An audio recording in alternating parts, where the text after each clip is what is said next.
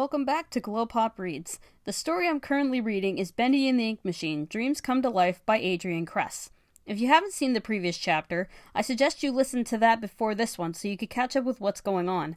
But if you've already done so, I hope you'll enjoy this one. Also, be sure to subscribe, leave comments, and click the bell for more content. Don't forget to support me on other social media sites, and feel free to leave me a coffee as well. Links are in the description. And now, on with the story!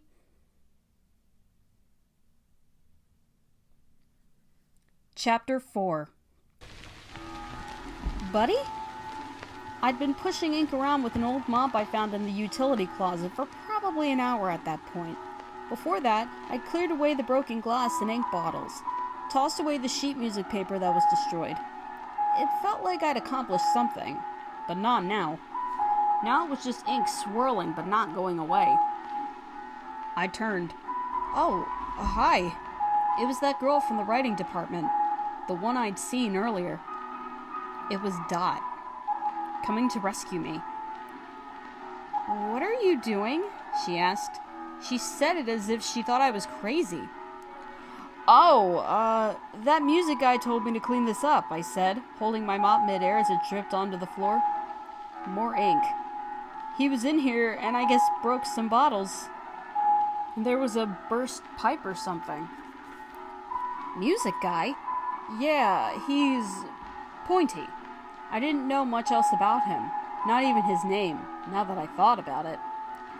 "Oh," said the girl with a small smile breaking her severe expression. "Sammy." "Maybe." "Oh, it was definitely Sammy. He's enthusiastic." She stepped around me efficiently to look at the mess in the closet. What was all this ink doing here in the first place? She reached up and touched a sticky puddle on one of the shelves. "Thick," she said, more to herself than me.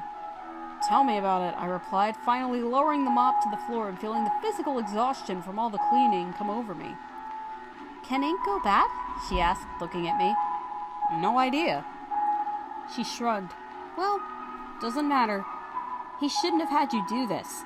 Look at you. You look terrible." I remembered then I was also covered in ink. Because of Sammy. Ma was going to kill me when she saw the state of my clothes. "Come with me. I wanted to show you something." And because anything was better than pushing ink in a circle, I did as I was told. I didn't know why Dot was so keen to take me wherever we were going. Okay, so I do admit my first thought was maybe she liked me. I mean, not just liked me, but was sweet on me. If you're reading this, I know you're laughing, Dot. But I didn't really know any other reason a girl would want to hang out with a guy, especially at our age. It hadn't occurred to me then that we could just be people together. Friends. I'm glad I figured that out. Anyway, I didn't know where she was taking me or why, but anything was better than cleaning up, as I said. And at this point, I was so far off task that I wasn't really sure what my job was anyway, and I deserved a break. I was pretty good at making things make sense in my head that way. I followed her down the hall, turning this way and that until we came to the elevator. I felt such relief seeing it that I forgot for a moment that I wasn't heading back to the art department and was totally thrown for a loop when the elevator started heading down instead of up. "Where are we going?" I asked. The cage we were in shook a little, and gears controlling the moving mechanism squeaked a bit too loudly. This elevator must have been one of the first of its kind, I thought. A historic artifact. A really slow-moving one. "I don't want to spoil the surprise," said Dot, matter-of-factly. "Huh," I said out loud. I'd meant to think it. She turned and narrowed her eyes at me with suspicion. "What?" "What? Oh, nothing. Oh, no, you just don't seem like the type to go for mystery and games and stuff." I slowed down as I said it, and she stared at me. It felt stupid all of a sudden. I knew nothing about her. I just knew she looked practical.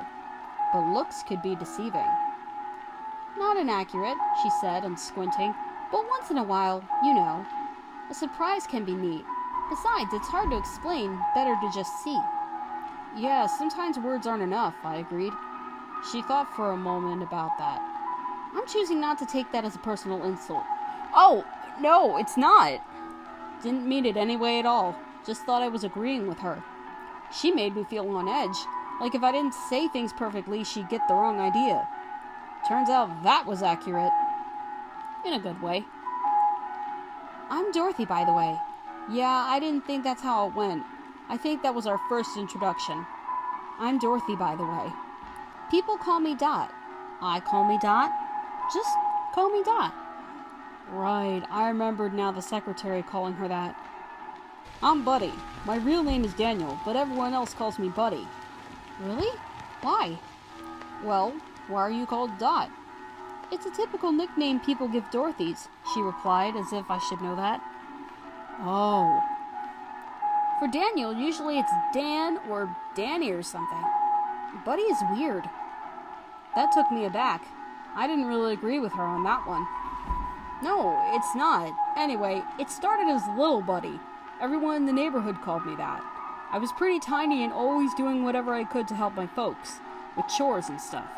Just wanted to be helpful, running around the neighborhood. I guess people just started calling me that, but then, you know. I looked down at myself, at my narrow legs propped up by my large shoes. Always felt like I was a stick on a stand or something. You grew, she said. Yeah. The elevator finally stopped with a jerk, clanking my teeth against one another a bit again. I figured I'd need to get used to sudden stops or else they'd eventually pop out of my head. Dot pulled the grate open and we stepped into a dark, deserted hallway. We were in the basement. That much was clear. And as I looked around, it was pretty obvious no one worked down here, that the space was used for storage more than anything. Large people-sized cardboard cutouts of Bendy were leaning against the wall to the right, and as Dot turned and I followed her to the left, I could see several storage rooms with open doors. Inside the rooms, boxes were piled up on each other.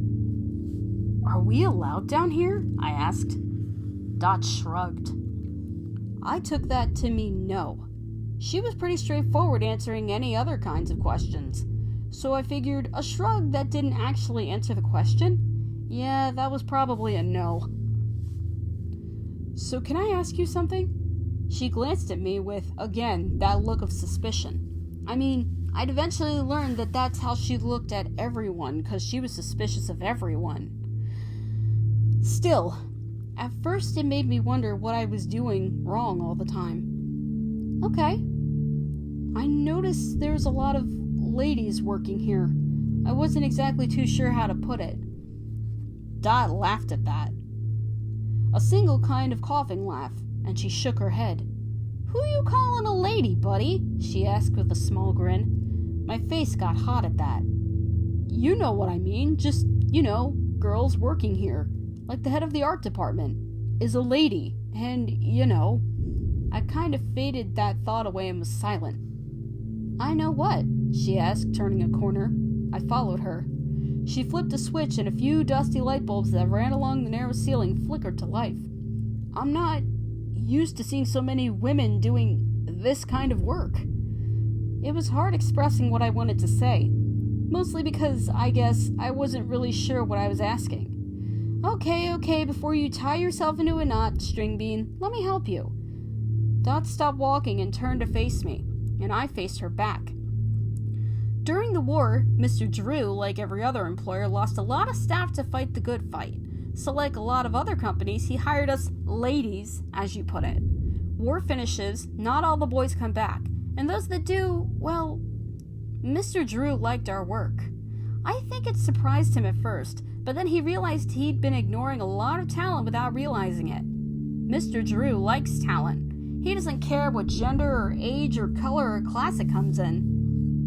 Yeah, I nodded, thinking about my interview with him. Not that Mr. Drew actually knew if I had any skills. I hadn't drawn so much as a circle yet. Odd, when I thought about it that way. Anyway, you get it. The guys who came back, came back. But Mr. Drew didn't fire any of us gals. We worked together for a while. Some of the men stuck around. Others didn't much like being bossed around by women, so we end up where we end up. With lady bosses. I got it now. Just bosses, buddy. Women aren't some strange special boss breed. Just people, buddy. Just people.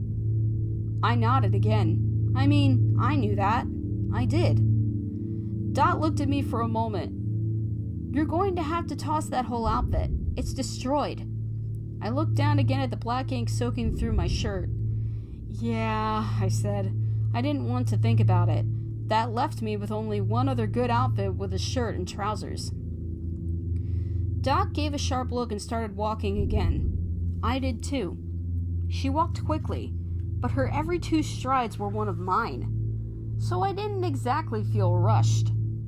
Even though I sort of knew that I should be getting back to work, it was nice to have something make some kind of sense. It was nice to have a friend. Was she my friend? I wasn't sure. We finally stopped in front of a closed door. Dot glanced around then, and that definitely made me think what we were doing was not allowed. She pulled out a small brass key from within a deep pocket in her shirt and unlocked the door. Where'd you get that? Another shrug. She opened the door, turned on the light, and we stepped inside. It was another storage room, but much bigger than the others we'd passed, which had been barely bigger than a closet. That being said, so much was piled up along all 4 walls that it gave the impression the space was much smaller than it was. In the middle, there were a couple chairs and a table, and what looked like a bunch of little dollhouses you'd see in the toy shop windows were laid out on the desk. My shoulder caught against something sticking out, and I turned to look at it. It was a wheel. A wheel? That was when everything finally came into focus. It's interesting how the brain works. It can see all the things as one thing. It doesn't see the pieces, the individual component parts. You see a car. You don't see a windshield, doors, headlights. You see those second, after you've seen the car. It's funny how if you don't look for the pieces, sometimes you never notice them. The small individual things that make up the whole. The clues. The point was that I'd just seen stuff, but now that I noticed the wheel, I noticed more. I noticed the wheel was attached to a small-looking cart, and I realized it was a lot like the bumper cars at Coney Island. And then I realized that this wall was made of a stack of cars. And more than just that, there was a sign half hidden with light bulbs around it. I could read DY bumpers on it. I walked into the room and turned in a circle and noticed more things, like a black and white carousel horse and a cutout of Boris the Wolf holding a platter with the word food and an arrow. Amazing, isn't it? Asked Dot. I turned and saw she was standing by the table. What is all this? Well, let me show you, she said, pointing at the little dollhouses. I joined her at the table and realized then that they weren't dollhouses at all. They were part of a small-scale model, which made a lot more sense. We both leaned down on either side of the table. I briefly glanced up, and the way Dot's nose and mouth disappeared behind a small model of a building, it looked like she was a giant watching a human flea circus. I glanced back down. I was hovering just above a tiny sign that read Bendy bumpers. I peeked over my shoulder at the real thing, hidden now in the shadows. I don't get it. Coney Island? I asked. Bendy Land, she replied. I looked up at her and she was looking at me with this kind of knowing look. Does this exist? I asked. But even as I did, I knew the answer. It couldn't, because all this junk was in this room. Did it exist? She shook her head no. It's Mr. Drew's next big project. Been working on it for the last couple years, or at least for as long as I've worked here, but always in secret. Nobody knows about this place. Not that I've seen. It used to be just bits and pieces and the model would grow and grow. But then, last month, this room started really filling up, like something is about to happen. I thought about that man Tom I'd seen yesterday. I thought about the cardboard tube in his hand, the kind of tube that architects and designers carry. Maybe he was working on this. I don't know where he's going to store everything because even this warehouse is tiny. Crazy, isn't it? I took in the whole scene of the model before me. There were rides and a midway with little booths hosting little games. There was a food area and even something that looked like a haunted house. It was a whole park. just for Bendy stuff. Mr. Drew came up with all this? I asked in awe. Who else? Asked Dot. And you don't think anyone else knows? I don't think so. Dot stood upright and crossed her arms over her chest, still looking at the model. I stood up too. How do you know about this? I asked. Good question, buddy. She seemed impressed. Keep asking questions like those here. It's important. I didn't understand. I mean, I understood what she said. I just didn't understand why she'd said it. So I asked, since, that's what she told me to do anyway. Why? I don't know, buddy. I don't. I just feel something in my gut, and it doesn't feel good. I need to understand it better. I like information. I like details. Ma used to say the devil's in the details. Anyway, don't get distracted, buddy. You asked me a question, and look what I did. I didn't answer it, and we moved on to something else. I nodded. I was confused, except I wasn't, which was also confusing. So how do you know about this? I sneak around. I want to collect facts. 'Cause of the gut thing. Yeah. I understood sneaking. I'd done it a lot in my neighborhood, and when I'd spied on the artist in Central Park. Where'd you get the key? I asked. Dot smiled at that. Even better question. Thanks. Wally's always losing his keys. Doesn't mean I gotta return them. I nodded again. Not sure how I felt about the whole stealing thing. Well, I knew how I felt and I didn't like it. But I liked Dot and she seemed so sure of herself. Like she always knew the right thing to do. Maybe the right thing this time was the wrong thing somehow? We should probably get back upstairs before they notice we're missing, she said. I felt a flash of panic thinking about being late and getting fired. Though at the same time, I'd been missing for a pretty long time already and no one really had seemed to care. Then again, no one really knew I worked here. Yet. Could you help me find my way back to the art department? I asked as we locked the door behind us and made our way toward the elevator. Of course. I stopped then, thinking. Dot stopped too. Noticing. What is it? She asked. Why me? I asked. Why you what? Why did you come to find me? Why did you show me all this? She squinted at me then with that look. You have that look, Dot? The look that says I should figure this out somehow myself. That I have the key. The solution. I didn't. I didn't then. I don't now. You put too much faith in me, Dot. My gut, she replied. So, that was the end of Chapter 4. What did you think? Did you enjoy it? If so, feel free to leave your comments, like the video, and share it around if you want me to continue. Thank you guys so much for watching. This is GlowPOP Artisan signing off, and as always, I will see you in the next video. Stay safe and stay sweet, my apples. Ciao!